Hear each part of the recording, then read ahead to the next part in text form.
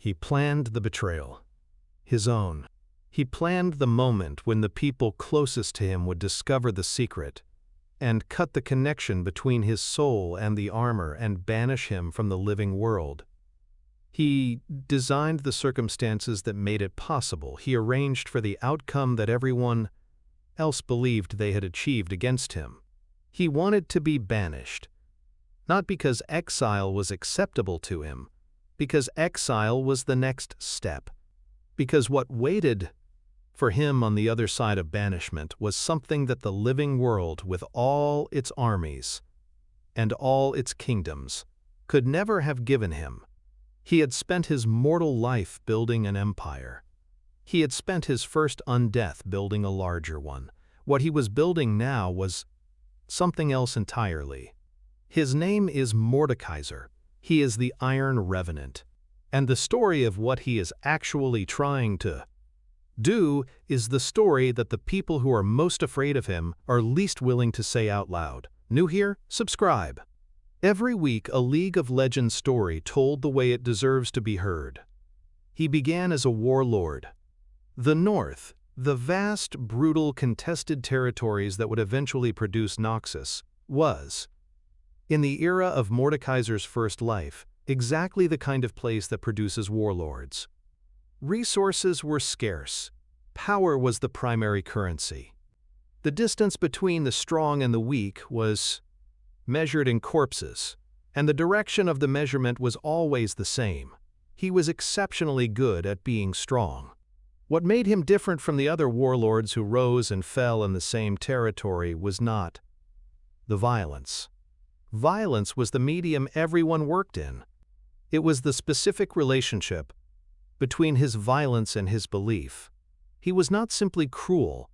He was organized around a conviction that dominance was cosmically justified, that the strength to conquer was the proof of the right to conquer, that the bones of those who fell beneath him were the appropriate foundation for a throne.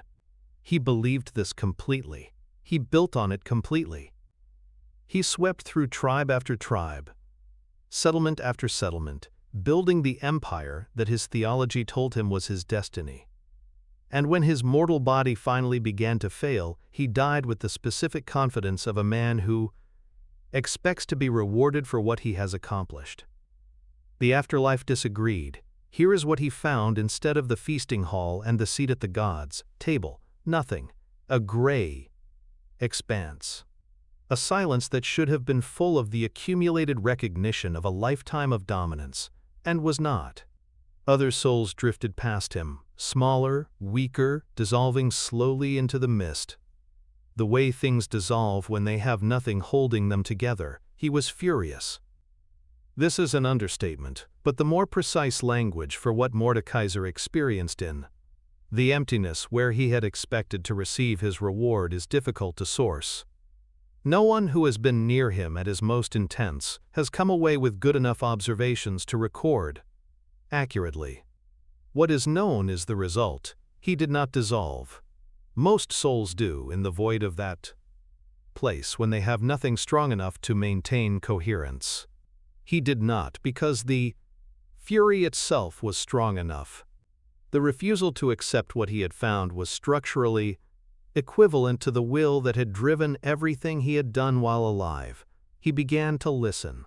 The whispers in that place were not immediately intelligible. They came from the edges of the space he occupied, from directions that did not map onto any orientation he had understood while living. But he was patient in the way that people are patient when the alternative is dissolution, and over what might have been years or centuries, time worked differently. Where he was, the whispers became something approaching language. A cursed tongue. The language of the dead. He learned it. He began to use it. He whispered back. He reached through the boundary between the living world and what lay beyond it, and found the minds of people who were listening in the wrong directions at the wrong moments. People reaching toward power, toward secrets, toward the specific knowledge that lives at the edges of what the living world permits. He offered them things. He promised power. He made himself useful. Eventually, a group of sorcerers made their decision. They were not wise people. Wise people do not make bargains with voices from the other side of death. They were ambitious, and they had resources, and they believed with the specific confidence of people who have never encountered something genuinely stronger than themselves, that what they were bringing back could be controlled. They were wrong about the last part. What they constructed for him, the armor, the iron vessel that would give his formless consciousness a physical presence in the living world, was built according to his specifications. He had communicated exactly what he needed. What emerged from their work was not the warlord they had imagined bringing back as a weapon for their petty disputes. It was something that looked like a warlord in the way that a storm looks like wind. He killed them immediately. Not from ingratitude, though that would have been sufficient cause, because they represented the test case, and the test case had answered the most important question the armor held. His consciousness, given the metal as a vessel, was coherent and complete and fully functional. The transition had worked. He rebuilt. He built faster the second time, not because he was more experienced, which he was, but because he was working with tools that his mortal form had not been able to access. The dark magic he had encountered in the void between the worlds was available to him now in ways it had not been before. He used it to build an army. He used it to build the Iron Citadel at the center of his new domain. He moved through the territories of the North with the specific inevitability of something that cannot be killed in the ways that have stopped everything else. The wars he fought in his second life are the wars that shaped the geography of what would eventually become Noxus. Not the Noxus anyone living remembers, the older architecture. Beneath it, the bones of a conquest that came before the name was attached to it. When historians reach back far enough, when they dig past the official founding myths to the raw material underneath, Mordekaiser's campaigns are what they find. He was building an empire. He was also, and this is the thing that the empire was actually for, building a population. Every person who died in Mordekaiser's wars did not simply die, their souls went somewhere. And that somewhere was increasingly the territory he had been mapping since his own death. The vast gray expanse that he had found instead of a feast hall, that he was slowly, methodically, rearranging into something else. The betrayal, when it came from his inner circle. They had discovered the secret.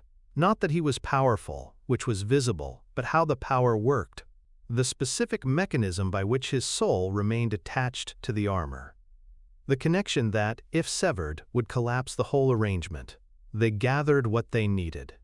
They found the moment when his attention was elsewhere. They moved. The connection broke. The armor fell. Mordekaiser's consciousness was expelled from the physical world and returned to the void. His allies were horrified by what had happened. His enemies celebrated.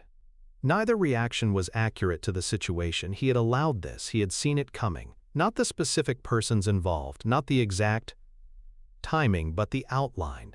The shape of what was going to happen. He had not prevented it, because prevention was not the goal. The goal was the void.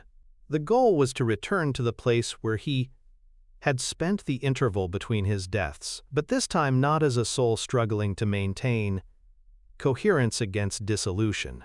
This time as the architect of what that place was going to become. He had spent his second life harvesting every soul that had died in his campaigns, every consciousness that his dark magic had twisted and bound before it could dissolve. They were in the gray expanse, waiting. Not free, not dissolved, but present. The strongest among them had been organized into something that functioned like an army. The weaker ones were the raw material for something else, the infrastructure of a new realm. Mordekaiser's empire was not in the living world. It never had been. The living world was the harvest ground. The real project was always what he was building in the place everyone else called the afterlife. Noxus rose on the bones of his second empire.